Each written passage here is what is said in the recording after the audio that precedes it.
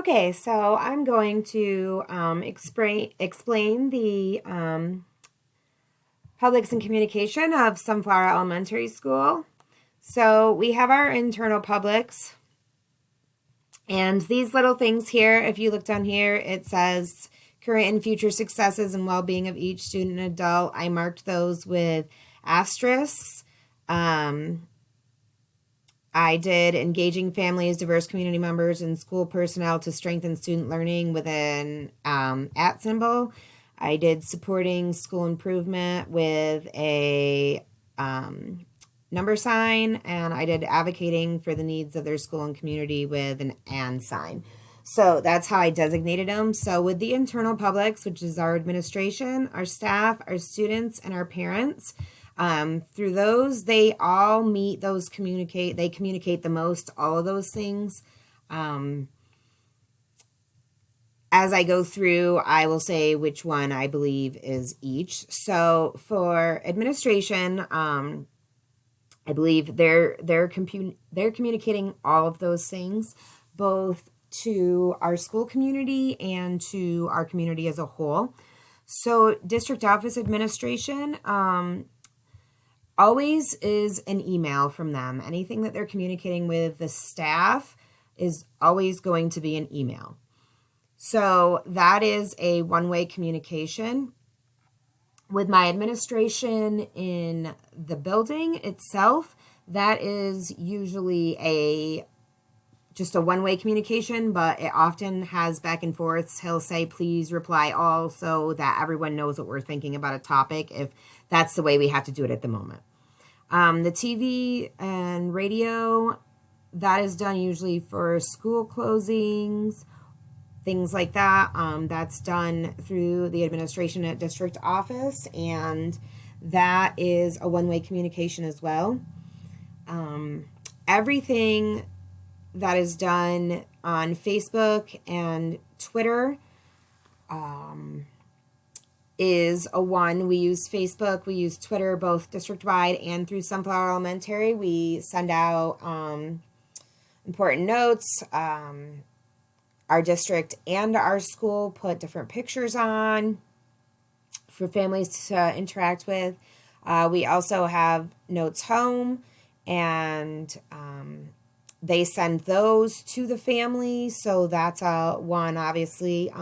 That's always done in English and in Spanish, any notes that are sent home.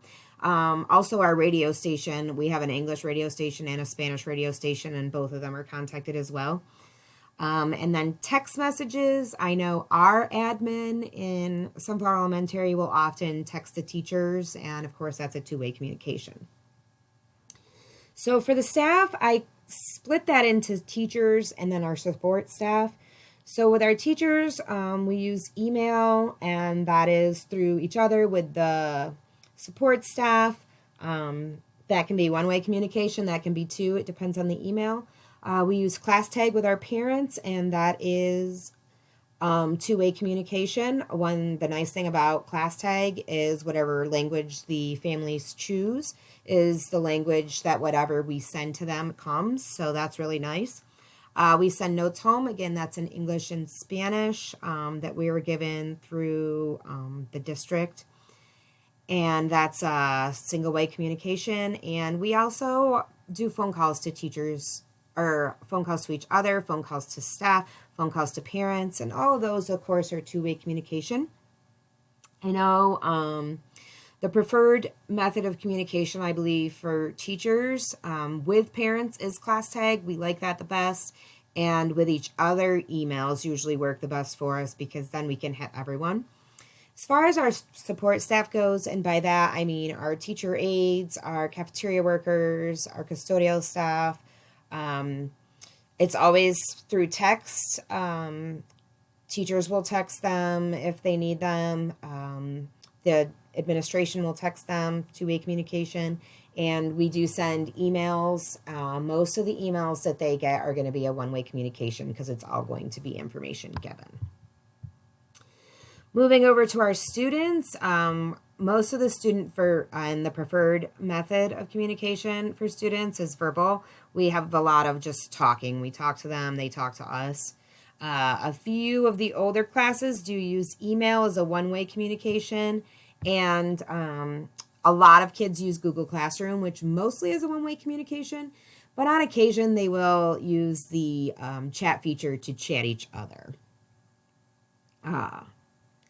Parents, our communication, our big one is class tag. As I said, that's something we've been using for the last 2 or 3 years. We push out our notes on those. We send the hard copies home, but then we also put them on class tag. Any pertinent information, classroom teachers will send pictures of what the kids are doing. They send pictures of work sometimes. And of course, if we need parents, our communication method, it's just like texting for them. It comes across their phone. And again, it's in whatever language they choose. So as far as communication with teachers, I know parents have expressed to us several times that they prefer class tag. Phone calls home are nice, whether, we do positive phone calls, not just negative phone calls. So that is a two-way communication. That happens sometimes, but mostly it's class tag. Again, we send the notes home. Sometimes they make it home. Sometimes they stay in backpacks forever. So it's a one-way communication, and I'm not sure how good of a communication it is, even though it is in English and Spanish. However, we do have other languages, so although we always do English and Spanish, it's just, we're not hitting everyone. We've also gotten a lot of good feedback since we've been using our Facebook more. Our events are done on Facebook Live, so parents that can't come can watch those. Again, we have pictures we put up there of things that are happening within our school, and if there's important announcements, I know the principals put that stuff on Facebook as well, and the parents are liking Facebook a lot more. And then we do have mass phone calls that go out to them for school closings. We'll get one of those robocalls saying, school is closed due to inclement weather. I don't know if they enjoy those at all or not. They don't really say anything about it. It just, some of them have signed up for it and some of them don't. Moving over here to our external publics now. Again, I'm going to say, as far as communication, all of these internal publics communicate for all these things. Our parents, our students, all of our staff, and our administration, they are going to do all these things, and they're going to communicate those things the most, in my opinion. For our external publics, I think we're going to start with our Parent Lighthouse. And our Parent Lighthouse is kind of like a leadership team, but it is just parents. It's all volunteer. So one thing that the Parent Lighthouse uses is they use class tag, and I don't mean between teachers or staff. They have their own class tag set up, and they communicate amongst themselves with activities, things that are going on, things that need to be completed. So it's good that that has moved from teacher to student or teacher to parent to parent as well when we have those opportunities. They, of course, the Parent Lighthouse team communicates all those things as well, and they communicate it with us often. They have monthly meetings, so we've been working hard on our Parent Lighthouse team, and our Parent Lighthouse team has been working hard on getting into our school and hitting those things. As far as our church group goes, those are groups we call sometimes when we have different needs. Our parent coordinators will call them. I know we have one church that comes to our field day every year, so we communicate with them. And as I said, most of that is through parent coordinator phone calls. I don't feel that they really communicate a whole lot of things. They do work on engaging families and diverse community members and school personnel, but I don't know that, I don't know how they're doing it, and I don't know how they're communicating that through us. It's just how we communicate with them for things that we need. Liberal Area Coalition for Families, otherwise known as LARC, also communicates all of those 4 things on a regular basis. LARC is a huge presence in Liberal. They are there for anything that the schools need, anything the community needs. We communicate with them mostly through phone calls, and that's usually done through our school counselor or our school social worker. They will get in touch with that agency when there's things that our families need. They also email with them, and they do in-person things with them as well. LARC also they've come to our fall festival. They plan on coming to our field day. They've set up booths. They come in. They engage with families. They just like to do things with our schools. So they're a great resource. And again, they communicate like all of those things. They really want everything in the school to be going well, and they want every community member to be successful in what they choose.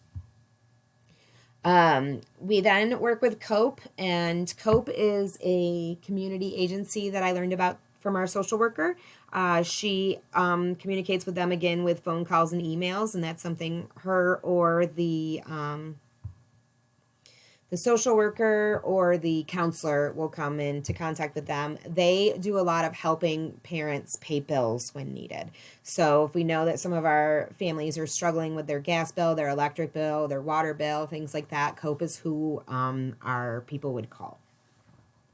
So they definitely are advocating for the needs of their school and their community. Our business supporters, right now, how we have that within our school, it's not, the parent coordinators communicate with businesses as well, and that's usually for donations and support. A few of them have come to our fall festival and have sponsored our field day stuff. Sometimes the businesses will call the principal and say, hey, we really want to do this.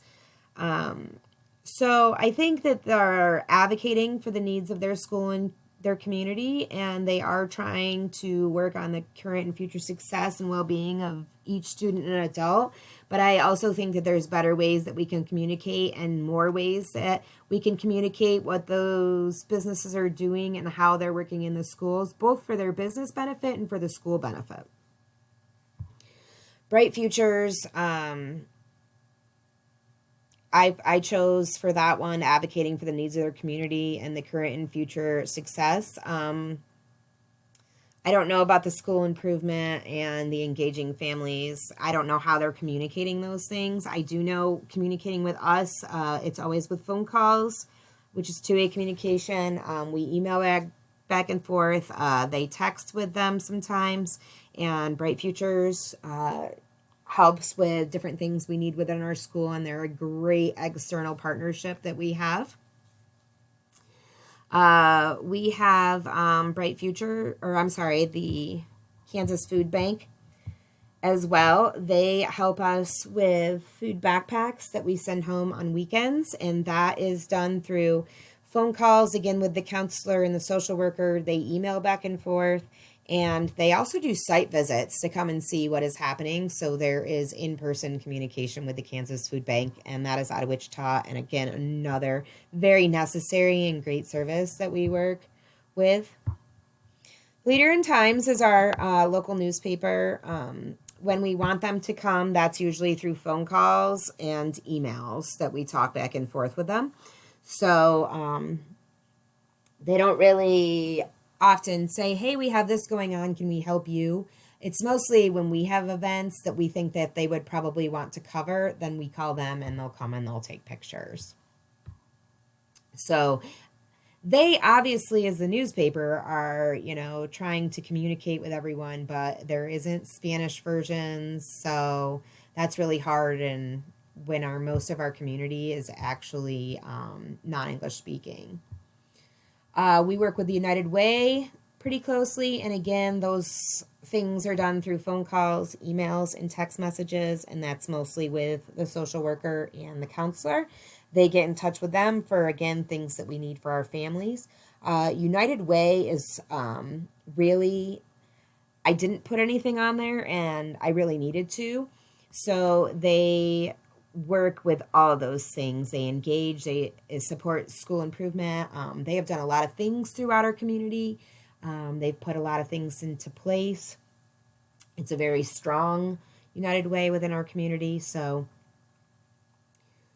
as far as all that goes, they're very good at communicating. I think that the church groups in town just need to do a better job at communicating in general. I feel like we only know what is going on within our school and if you are a part of that church. And a lot of our churches do some really cool things that everyone hears about afterward. So I feel like they could promote more and they could communicate a lot more about what they're doing. I also think that Bright Futures, everyone hears about it. They do some pretty popular fundraisers in the city, but they don't really talk about much what they do, what kind of things they do, how they're supporting people, how they advocate for people. So while they're a fabulous, fabulous entity within our city, I really think that they need to do a better job communicating just what they do, how they do it, and why they do it. So I hope with that I've explained. It's kind of a hard chart, but I did color code it. So if you match the colors, you'll see how it goes. And thanks for listening.